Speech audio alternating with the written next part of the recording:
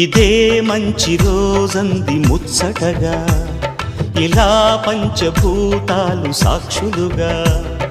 ఇదే మంచి రోజంది ముచ్చటగా, ఇలా పంచభూతాలు సాక్షులుగా. చినుకులనే అక్షింతలుగా, మెరుపులతో దీవించెనుగా, మేఘాల పెళ్లి పందిరి. ఇదే మంచి రోజంది ముచ్చటగా, ఇలా పంచభూ